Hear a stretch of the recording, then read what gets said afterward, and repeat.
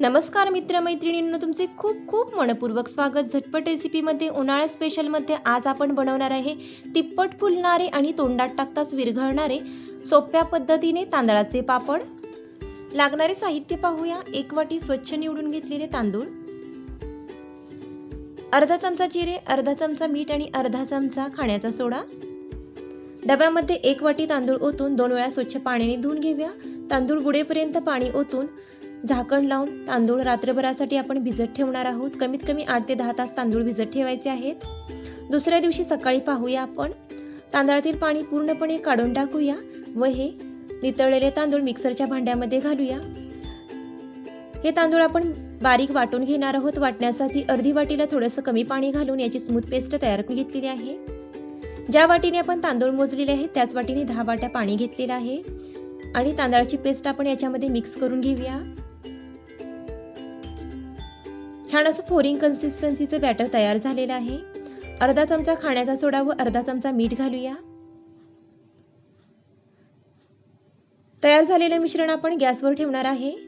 मंद आचेवर एकसारखं हलवत मिश्रण आपण शिजवून घेणार आहे. पातेलं जर थोडंसं पातळ असेल तर तुम्ही या पद्धतीने त्याच्या खाली पॅन ठेवा, जेणेकरून मिश्रण खाली लागणार नाही, पापडाचे करपणार नाही. जसं पीठ शिजायला लागेल तसं या पद्धतीने ते घट्ट होत जाईल. झाकण ठेवून मधून अधून हलवत आपण पीठ शिजवून घेणार आहे.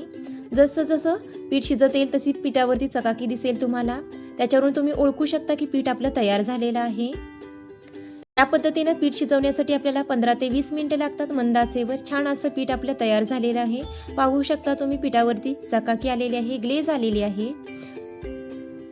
सर्वात शेवटी आपण थोडेसे जिरे घालूया, त्यामुळे पापडाला छान चव येते. जिरे घालणं ऑप्शनल आहे, नको असेल तर स्किप करू शकता.